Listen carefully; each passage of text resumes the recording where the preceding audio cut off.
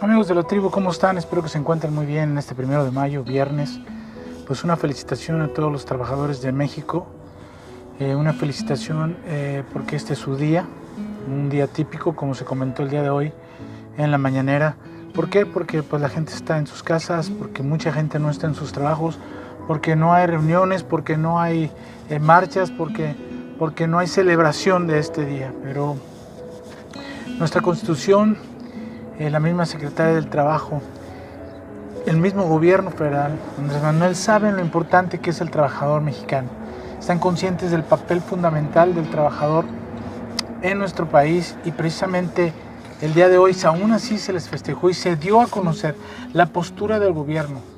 Y bueno, se recordó algunas situaciones como la lucha que estos han vivido a través del tiempo, desde que iniciaron estos movimientos en Estados Unidos, en Chicago y luego el famoso Tierra Blanca aquí en nuestro país. Este derecho a huelga que es tan importante. Y bueno, pues hoy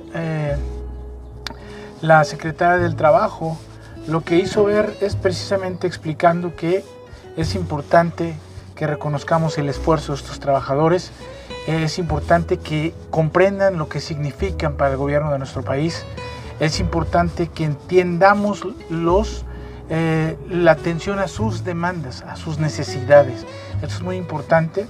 También el respetar sus derechos como trabajadores y respetarlos aún en medio de esta situación y de esta crisis, porque no es justo, como dijo, que ellos que dan parte de su vida, los empleadores, los dueños de las empresas, no estén viendo por ellos en estos momentos de esta situación, de esta pandemia. Esto es importante, amigos de la tribu, porque México es un país que ve por sus trabajadores. Hay sindicatos, o sea, la vida del trabajador ha sido muy difícil, muy ardua, muy trabajosa, muy luchada. Entonces es importante este reconocimiento. Y bueno, en medio de una situación atípica, pero también una situación que se va a complicar para los trabajadores porque pues va a haber desempleo, hay ya una cantidad, se piensa que se van a perder 1,5 millones de empleos en México, ojalá y no, ojalá y se busque la manera de dar trabajo. Por eso Andrés Manuel está preocupado y ocupado para dar precisamente a estos trabajadores estos derechos y buscar la manera de cómo apoyarlos de una u otra forma. Entonces es muy importante este día y yo los felicito una vez más. También el día de hoy se le dio el pésame a Óscar Chávez, este cantautor mexicano que murió el día de ayer por cuestiones de este bicho. Triste, compositor con unas canciones, poemas, unas canciones muy muy bellas. Y pues asimismo Hugo López-Gatell hizo un llamado hoy a que estamos en la parte más crítica de la pandemia. Estos días, el punto máximo, el pico máximo de esta pandemia se calcula que va a ser el 6 de mayo, entre el 6 y el 10 de mayo, entonces ahí es el momento de estar más y cumplir mejor con la sana distancia, con las medidas de contingencia. No podemos jugar con esto, amigos de la tribu, porque recalcó el presidente que el regresar el 17 de mayo y a finales de mayo a las actividades o el 1 de junio va a depender mucho en que sigamos respetando estas medidas de sana distancia, estas medidas de contingencia, de mitigación, al menos hasta la fecha que nos dio, hasta finales de este mes. Esta situación que se da mucho más fuerte en la Ciudad de México, en Tabasco, Sinaloa, Tijuana, Cancún, que son las principales ciudades afectadas por esta situación, donde más casos hay.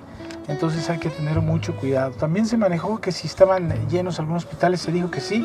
El INER en la Ciudad de México, el INER y también el ISSSTE de la Ciudad de México están saturados. Se pidió por favor que si no era necesario no fueran, a menos que estuviera una situación ya grave, y si no buscaran otros hospitales, porque hospitales hay, solo que van a los mismos porque por el servicio, por la cercanía, etcétera.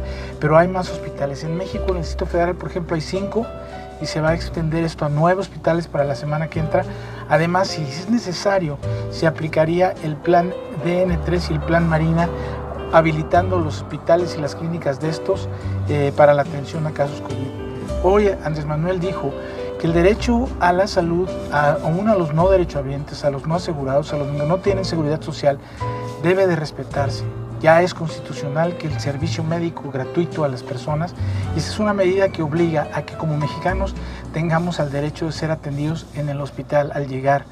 porque si no sería inconstitucional, aparte de inhumano, sería una cuestión inconstitucional, que obviamente eso nos ayuda y nos da una tranquilidad, sobre todo para los que no tenemos seguridad social, que sabemos que vamos a ser atendidos en caso de necesitarlo, en caso de una contingencia. Están los hospitales privados atendiendo de acuerdo a las cláusulas, a los acuerdos llegados, atendiendo a las personas por otros padecimientos que no sean COVID, que estén dentro de esos lineamientos. O sea, cualquier persona, cualquier persona, el más pobre, puede ir a un hospital, a un privado y atenderse, aunque tenga o no tenga seguro de gastos médicos y sobre todo seguro social.